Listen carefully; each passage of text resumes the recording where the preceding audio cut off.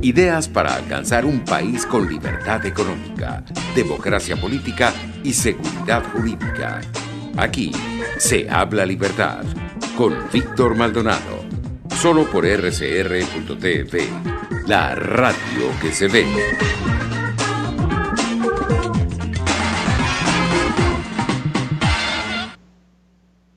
Bueno, continuamos con Aquí se habla libertad, 10 de julio del año 2020, a 10 días de mi cumpleaños, Teresa, día de San Cristóbal de Licia, patrono de viajeros, transportistas y conductores, mártir legendario.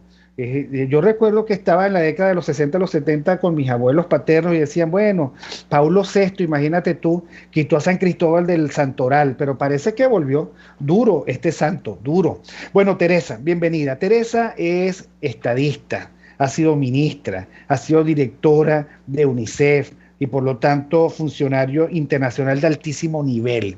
Hablar con ella es pasar lista por los personajes de América Latina más célebres, los buenos, los malos y los peores. ¿Ok? De eso hablaremos otro día.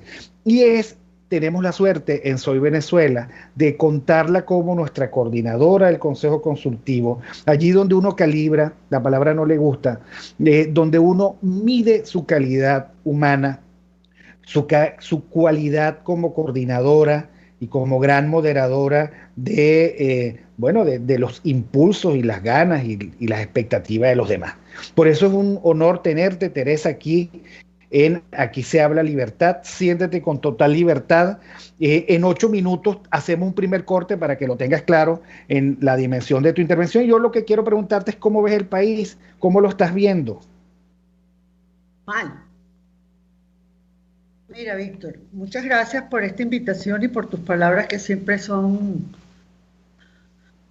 de gran desmesura para referirte a mí. Yo voy a tratar de responder esa pregunta en tres columnas, digamos. Primero, veo mal al país después de la lectura sosegada de la encuesta en COVID. Como bien lo dijo María Corina el otro día en una entrevista, que ella no estaba sorprendida de esos resultados, porque lo vivimos diariamente con el contacto con el país, con las personas con las que nos relacionamos, de esa bajada en forma agresiva en la calidad de vida de nuestros ciudadanos. A mí me llamó mucho la atención examinar los títulos que en COVID, o que los administradores de COVID, estas 3 universidades que lo llevan adelante, de encuesta, le han ido dando a sus encuestas. Y me voy a permitir referirme a ellos porque la imagen de los títulos de estas encuestas va diciendo el declive progresivo del país. La de 2014 fue una mirada a la situación social. Ahí empezó a señalar lo que se estaba viendo de incertidumbre grave frente al futuro. La del 2015 se llamó Venezuela, vivir a medias. Allí ya se refería a la pérdida progresiva de poder adquisitivo por parte de la población y profundización de su situación social. La del 2016 se llamó La caída sin fin. ¿Hasta cuándo? Y fue una profundización mayor de la del 2015 sobre la crisis económica y social. La del 2017, espejo de la crisis humanitaria del país. Allí ya se señalaba la gravedad de la degradación de los índices de bienestar. La del 2018, la vida diaria se hace cuesta arriba. Descripción de la crisis profunda y de la sobrevivencia.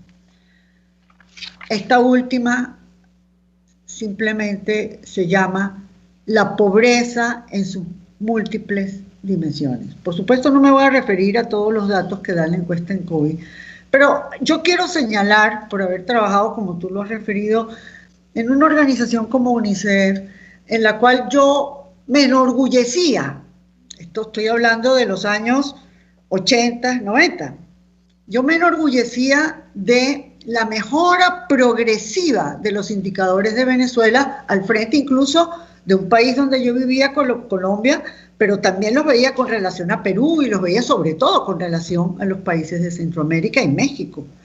Y yo veía cómo la tasa de mortalidad infantil en Venezuela iba bajando.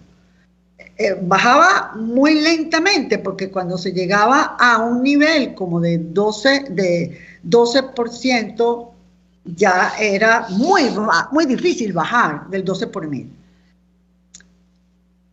Esta encuesta en COVID da un dato de una contundencia terrible, que es la esperanza de vida en el país ha perdido 3.7 años. O sea, en términos generales, los venezolanos, a partir de todo este declive, vamos a vivir 3.7 años menos que lo que vivíamos hace 5 años. La tasa de mortalidad infantil del año 2020 se ha colocado en la tasa de mortalidad infantil que teníamos en el año 79. Es decir, 26 niños de cada 1000 nacidos vivos mueren en el primer año. Esto es, Víctor, una cosa aterradora, sobre lo cual yo no veo a nadie de la dirigencia política hablar. El rezago escolar, bueno, no me voy a referir a todo, a mí solamente quiero, para dejar este tema de la encuesta del COVID, de la situación país, señalar una frase que me sacudió, que dice: los pobres no asimilan capital educativo, no asimilan el capital educativo mínimo para reducir el riesgo de permanecer en la pobreza. O sea, están condenados. Esto es como una novela de Camus, una condena. Bueno, Teresa, quiero que suspendamos en este momento de nuestro diálogo. Me parece gravísimo lo que estás planteando, porque cada vez que se habla de una condena irreversible, clausuramos la imaginación política. Eso es terrible, y tú sabes que siempre se puede hacer algo. Pero vamos al corte de las noticias con Argenis Barreto y volvemos de inmediato con Teresa Albáñez, coordinadora del Consejo Consultivo de Soy Venezuela, exministra de la Familia, es directora de la UNICEF. Ya volvemos. Aquí se debaten temas de interés nacional e internacional. Aquí se habla libertad con Víctor Maldonado. Solo por RCR.tv, la radio que se ve. Puedes seguirnos en nuestras redes sociales. En Twitter, @RCR750, la radio que se ve. De costa a costa, cada semana, usted podrá ser parte del sentimiento varguense. Inundará la señal de RCR, el Pitazo en Vargas. Acompaña a Luis López en el recorrido por la ruta de la actualidad informativa en el Litoral. Comentarios, denuncias, reportes de tránsito y cómo están las playas. Información de primera mano de todo lo que ocurre en el estado Vargas. El Pitazo en Vargas, todos los domingos, a partir de las 8 de la mañana, por RCR 750 AM.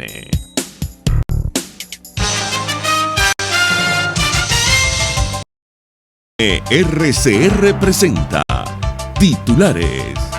El presidente de los Estados Unidos, Donald Trump, visitará este viernes la sede con el Comando Sur y sostendrá un encuentro con líderes del exilio venezolano en Miami. En España, califican de secreto oficial los datos relacionados con el viaje de Delcy Rodríguez a ese país. Froilán Barrios, presidente del Frente Autónomo para la Defensa del Empleo, FADES, destacó que la encuesta ratificó que Venezuela es un de pobres. O sea, pasamos de ser la República del Bienestar en América Latina, pasamos a ser a la República de la Pobreza. Porque en un país donde se registra el 96.3% de pobreza y casi un 80% de pobreza extrema, es evidente pues que la situación es dramática. Es decir, cada venezolano, según lo que establece la encuesta en COVID 2020, está por debajo del umbral de 1.9 dólares diarios. Eurodiputados reiteran su profunda preocupación por la gravedad de la emergencia humanitaria en Venezuela.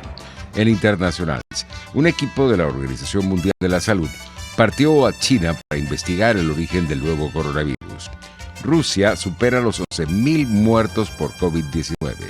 Y en los deportes, la UEFA celebró este viernes en Lyon el sorteo de la inédita final 8 de la Champions, un formato que se disputará en Lisboa del 12 al 23 de agosto. 11:31 minutos. Continúen con Aquí se habla libertad.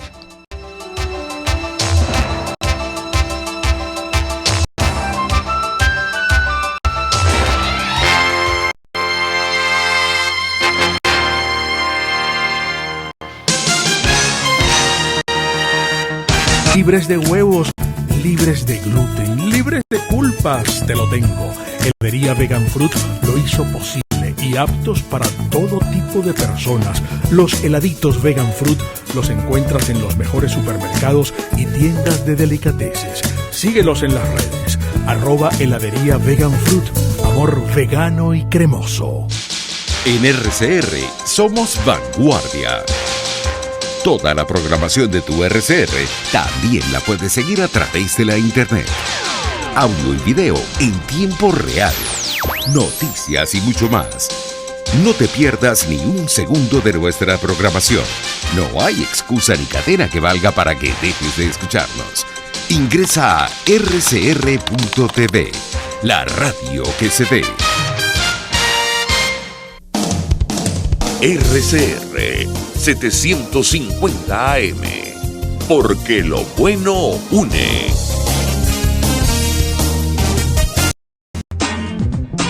Ideas para alcanzar un país con libertad económica, democracia política y seguridad jurídica. Aquí se habla libertad con Víctor Maldonado. Solo por rcr.tv, la radio que se ve.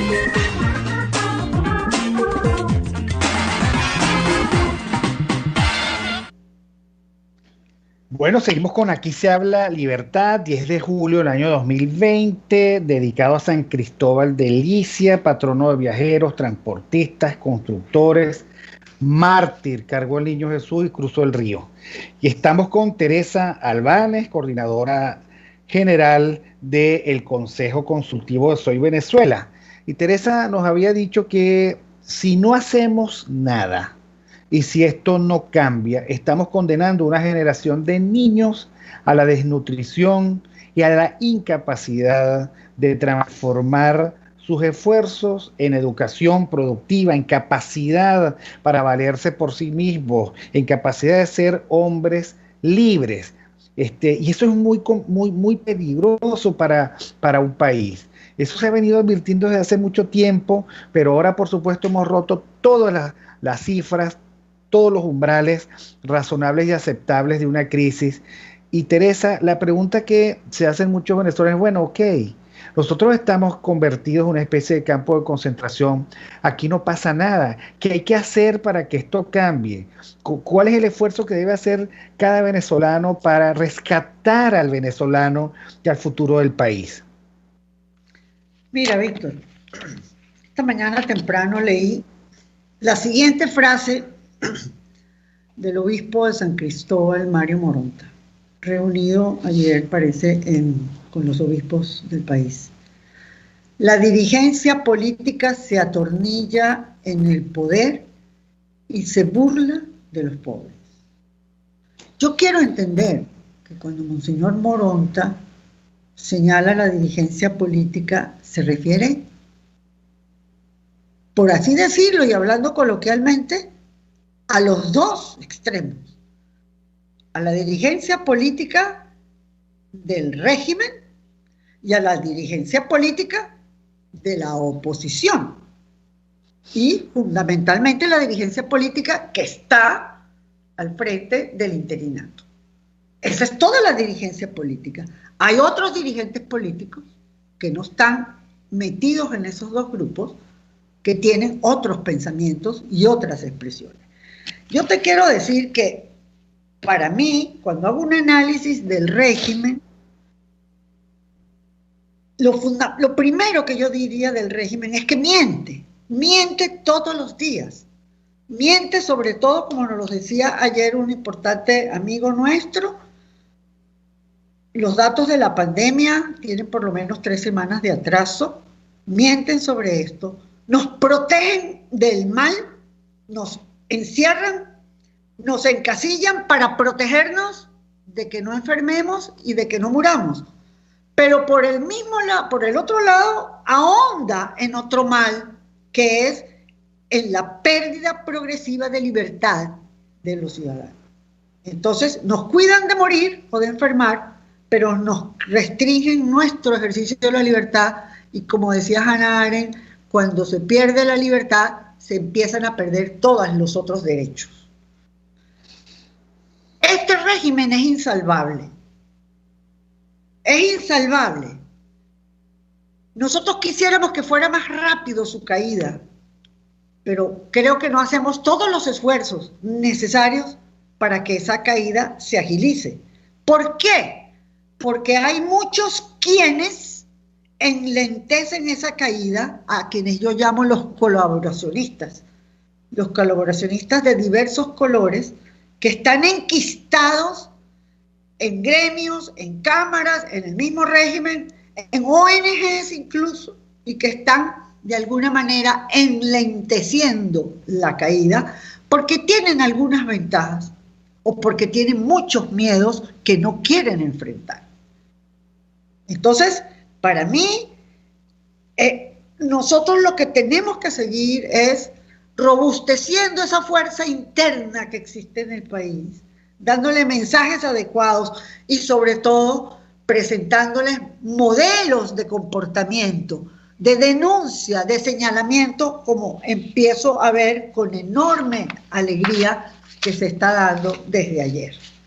A mí me parece que el documento de ayer, que sacaron varios ilustres venezolanos, María Corina, Diego Arria, etcétera, es importante, es un documento probablemente que tiene muchos aspectos, pero que para mí lo medular de ese documento ha sido el correr las cortinas y mostrar en su verdadero carácter y naturaleza al interinato. El interinato es insensible, Víctor, y yo tengo cierta experiencia en hacer análisis de comportamientos ciudadanos, de ver cómo se mueven los datos de la vida, de la enfermedad, de la muerte, de la exclusión de los niños en este país. Hay una enorme insensibilidad de ese interinato frente a este tema. Sus expresiones son absolutamente convencionales. Sus embajadores hacen una diplomacia convencional, no la diplomacia de un país que está en guerra. Este país está en guerra con unos invasores que los tenemos enquistados dentro de nuestro territorio y está en guerra con unos traficantes de ventajas, traficantes de dinero, traficantes de influencias que están también enquistados en el interinato. Entonces, este es un país que está en guerra y que trata de salir de la guerra desde el interinato con unas acciones muy convencionales. De un país, un interinato que no tiene ministros, un interinato al cual le renuncia su procurador, un interinato que tiene una manera de ver al país sin urgencia. Las cosas más importantes que discuten en la Asamblea poco tienen que ver con lo que es la vida de la gente, poco tienen que ver con esa miseria que sube y ese bienestar que baja. La irrelevancia de las agendas de la Asamblea Nacional lo hemos conversado entre nosotros en Soy Venezuela, y por eso Soy Venezuela muy precozmente en febrero del año pasado, del 13 de febrero exactamente, hizo su primer comunicado. Le decía al presidente interino, usted acaba de señalar que 300.000 personas están en riesgo de morir. Es preciso declarar una emergencia humanitaria compleja y solicitar la responsabilidad de proteger, el ejercicio de la responsabilidad de proteger por parte de los países que también suscribieron en el año 2005 esa resolución de la Asamblea General de las Naciones Unidas. Posteriormente hemos pedido la activación del 187.11 que permita el acompañamiento militar de fuerzas extranjeras de la entrada de la ayuda. Vimos el Cucutazo, no sabemos qué pasó. Todavía nosotros, a un año y más, no sabemos qué pasó allí. No sabemos qué pasó con esa plata, solo sabemos la crónica horrenda de comportamientos absolutamente inaceptables por parte de representantes del pueblo. Nosotros hemos seguido señalando esto con muchos comunicados. Tú sabes bien que un grupo de miembros de Soy Venezuela nos hemos reunido 2 veces con el presidente Guaidó a solicitud de él. Estas cosas que yo te estoy diciendo las hemos hablado con el presidente Guaidó. Pero yo personalmente, y eso solamente me compromete a mí, yo veo que le entra por un oído y le sale por el otro. Ahora, Teresa, dicho eso, porque me parece muy valiente de tu parte plantearlo así, no procede entonces una ruptura. Lo que no tiene sentido es esos apoyos, digamos, parciales. Yo digo, bueno, a veces desayunas con él, pero no almuerzan con él. A veces cenan y no desayunan ni almuerzan. Te apoyo, pero condicionadamente. Y mientras tanto, esa forma de indiferencia ligera, irresponsable y criminal, y estoy aludiendo a lo que planteé en mi editorial sobre la responsabilidad, nos hace mucho daño.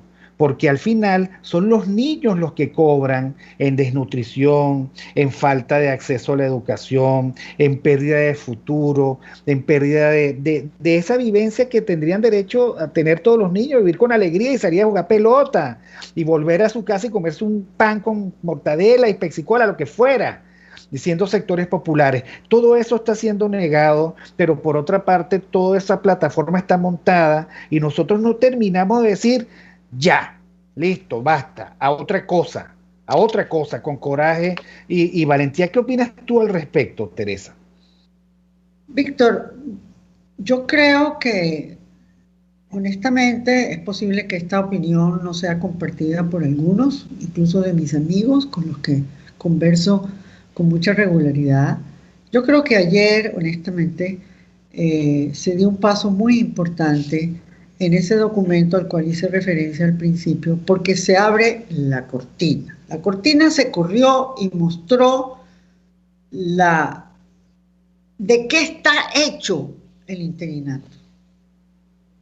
La falta de información, la falta de transparencia, el dedicarse a unos manejos supuestamente en protección de los activos de la nación, que no es la tarea fundamental, porque esos activos están asegurados de todas maneras, porque los países y los gobiernos de los países donde esos activos están los protegen. No sería lo normal, y yo creo que eso es parte de lo que se dice en ese documento, que todas estas acciones del interinato del presidente Guaidó y su equipo no están enfocadas en lo que fue la oferta. Mira, Víctor, yo en los últimos días del año 2018, junto con un número de prestantes personalidades de la economía, del derecho, en mi casa, en esta casa que tú conoces, y en otras partes, nos reunimos para preparar las líneas de lo que sería el estatuto de la transición. Tú no puedes entender probablemente la felicidad que nos embargó a todas estas personas que trabajamos en eso. No voy a decir sus nombres, pero son prestantes venezolanos, ciudadanos de bien, que dedicamos horas y horas en la Navidad del 2018 y primeros días del 2019 a ese estatuto. No salió como nosotros lo habríamos deseado en algunos puntos, pero fue un instrumento importantísimo. Yo puedo visualizar las palabras de Perkins Rocha, un magistrado, un hombre impoluto, diciéndole al presidente Guaidó: este es el instrumento legal más importante que ha emanado en los últimos tiempos de la Asamblea Nacional y que rige, señala un camino. Ese camino ha sido abandonado. La dedicación de esfuerzos al cese de la usurpación es, no sé. Estamos conversando con Teresa Albánez. Repite un poquito, Teresa, que se quedó pegada la imagen. Oye, ¿desde dónde? Bueno, no importa. No. Lo que quiero decir es que para mí, y hablo a título personal, yo me siento estafada. Porque yo creí en ese Estatuto de la Transición y creí que los que lo promovieron y lo aprobaron en standing ovation en el Parlamento creían en él. Todo va demostrando que no creían en él. La manera en que llegaron a la creación de un comité de postulaciones para la designación del CNE. ¿Sabes? Todo este ha sido un tiempo demasiado oscuro, demasiado irrelevante, demasiado no diciente para los venezolanos. Por eso hay esa decepción de los venezolanos con la política. No creen en la política. Y nuestra tarea como venezolanos, que estamos comprometidos en esto, es hacer más fuerte esa fuerza interna que sí existe en cada padre y en cada madre, que desafiando todo sale cada mañana a buscar el alimento para sus hijos. No tiene escuela, no tiene computador, no tiene nada, sin embargo desafía. Esa es, Víctor, es muy difícil, pero esa es la fuerza que nosotros tenemos que robustecer para enfrentar esta situación. Tú sabes que tú has dicho algo que a mí me llama la atención, con la cual estoy de acuerdo. Los venezolanos se están distanciando de la política, entre otras cosas porque comprueban todos los días que la política no tiene el poder para liberarlos, ni el querer liberarlos. Ahora, tú planteabas que hay unos mensajes y hay unos modelos que hay que proponer. A mí me queda absolutamente claro dar el tema de la ruptura de cualquier manera. Yo soy de los de ruptura radical, tú crees en una ruptura progresiva, pero al final vamos al mismo sitio y a lo mejor llegamos al mismo tiempo. Ahora, entendido eso, que hay que barrer la casa, con amoníaco si es posible, ¿cuáles son los nuevos mensajes y los nuevos modelos? Yo creo que está empezando con el hablar más claro, el hacer la denuncia que se hizo ayer de las desviaciones, de las corrupciones que se están produciendo actualmente. A mí me parece que eso es un punto muy importante, Víctor. Eso no había acontecido el lunes ni el martes, pasó ayer jueves. Y yo creo que eso es importante. Vamos a ver cómo nosotros administramos esa fuerza que yo siento que ayer se reveló. Yo creo que nosotros tenemos que, el instrumento más importante para mí, para recuperar la confianza de la gente, es hablar con la verdad frente a la mentira, la importancia del bien frente al mal, la importancia de la justicia frente a la corrupción. Ayer hablábamos sobre las virtudes cardinales y una de las virtudes cardinales aprendimos es la prudencia, y yo digo, ya a mí no me gusta tanta prudencia como virtud, yo creo mucho más en la fortaleza y en la justicia. Creo que esos tienen que ser nuestros instrumentos: reclamar, exigir justicia, y naturalmente es un lenguaje verbal que se tiene que acompañar con actos visibles. Estamos en una forma de vivir donde no hay medios de comunicación que puedan transmitir estas cosas que estamos diciendo. Solamente en Radio Caracas podemos hablar así. Pero, Víctor, tenemos que ingeniarnos para que eso que ayer para mí fue tan importante, de señalar al gobierno interino que no ha cumplido con su deber, que ha traicionado el Estatuto de la Transición, que no ha encaminado los esfuerzos, incluso en el ámbito internacional, que le han dado todo el apoyo para que se vea que realmente sí queremos salir de esto. Si en el ámbito internacional los gobiernos del TIAR ven estas acomodaciones, estas nubes grises que se cienden sobre dirigentes de la oposición, sobre el partido del gobierno interino, etcétera, bueno, pues poco ánimo y poca, digamos, energía van a tener en que realmente el TIAR, el artículo 8 del TIAR, se pueda aplicar. Ahora, Teresa, tenemos un problemón porque la narrativa es tóxica. Te voy a decir por qué. Uno, están los falsos martirios de todo este tejemaneje con la titularidad de los partidos políticos. Y por lo tanto, algo así como que una falsa persecución, forma parte de una trama que comenzó con la negociación del CNE y más atrás con las negociaciones seriales y la transformación del interinato en una larga campaña electoral donde Guaidó retaba una y otra vez a Maduro a contarse, etcétera, etcétera. Por otro lado, tenemos la iniciativa que llaman intervención humanitaria electoral, que es más o menos lo mismo. O sea, llegar y decirle al mundo, aquí podemos resolver el problema, vamos a convocar al soberano, a pedirle que vote, una especie de un nuevo 16J, ¿no? Que por cierto 16J lo traicionaron los partidos políticos. Entonces no llegó a traicionarlo el régimen porque ya los partidos políticos lo habían traicionado. Y luego está lo que llama María Corina la operación de pacificación y estabilización. ¿Qué hay que hacer, en primer lugar, para limpiar la narrativa? Y en el caso de que tú estés de acuerdo con la operación de pacificación y estabilización, ¿qué hace falta para que eso cuaje? ¿Qué tenemos que hacer en adelante? Porque, de nuevo, los niños no comen ni se educan, mientras nosotros buscamos, digamos, la salida del laberinto. Yo diría dos cosas. Una, hacer mucho énfasis en esta transparencia, en esta claridad que se está abriendo, ¿verdad? Señalando dónde está el país, por qué Guaidó cuando habla de que hay que crear un gobierno de emergencia, pero si el gobierno de emergencia quien lo tiene que crear es él. Nosotros le presentamos la posibilidad de un consejo ejecutivo para el cese de la usurpación. No le dimos los nombres, pero le dijimos, hay venezolanos menores de 60 años, le dije yo, que están en este momento dispuestos, si usted los llama, economistas, abogados, arquitectos, ingenieros, para sumarse con usted en un gobierno de emergencia. No lo hizo. Y él reclama que necesita un gobierno de emergencia, pero si el único que lo puede crear es él. Le queda poco tiempo. Bueno, eso por un lado. Por el otro lado, Víctor, yo creo que desde nuestra posición, que la compartimos tú y yo mucho, a lo mejor no en todos sus ámbitos, en todos sus aspectos, yo creo que nosotros tenemos que hacer una nueva manera de conexión con el mundo internacional. Nosotros no podemos dejar que el mundo internacional solamente hable con los embajadores de Guaidó. Eso no es lo que nos representa a nosotros, eso no representa nuestras creencias, eso no representa nuestras angustias.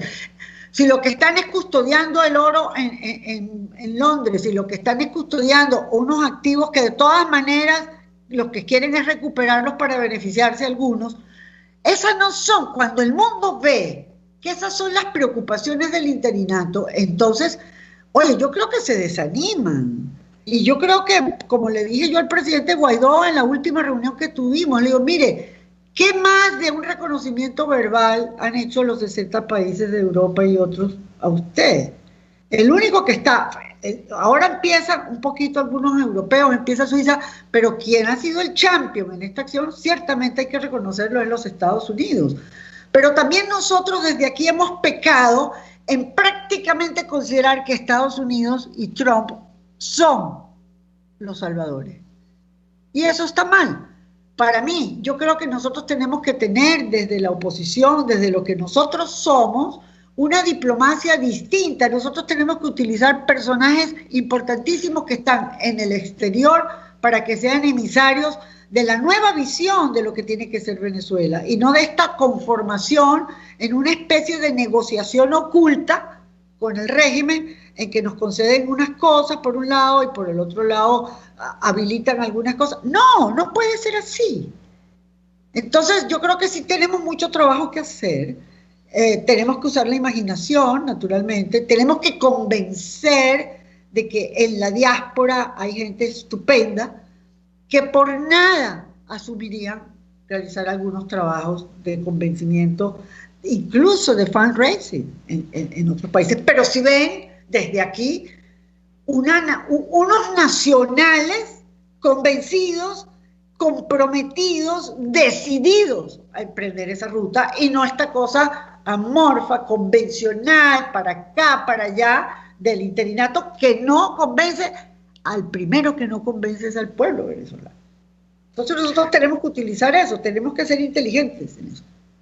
Ahora, Teresa, ya estamos casi por cerrar el programa, pero tú eres una estadista, y yo le doy gracias a Dios porque además eres una estadista vigente, prestada a los mejores servicios del país. Pero tú también, digamos, has recorrido el país. Tu último viaje fue a finales del año pasado, a principios de este año, previo a la pandemia, que fuiste hasta Paria. Y tú tienes, digamos, una gran capacidad de contacto con la gente. ¿Qué le dirías tú a la gente, a una persona normal y corriente de los sectores populares, que viene y te diga, yo no veo salida? ¿Qué le dirías, Teresa? ¿Cuál sería tu mensaje?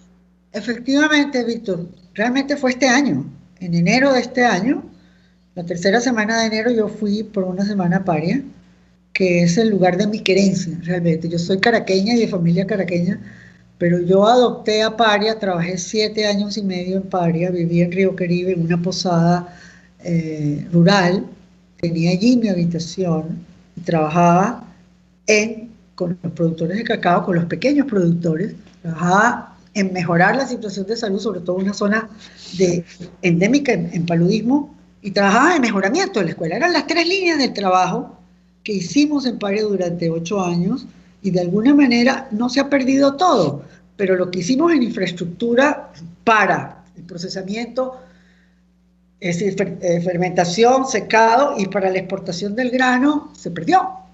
Lo que no se perdió fue lo que la gente aprendió, y por eso yo he vuelto a Paria nuevamente después de 13 años. Pero bueno, ese es otro tema. ¿Qué es lo que la gente me dice? Esto no tiene solución. Esto no tiene solución, doctora. Y yo le digo, sí tiene.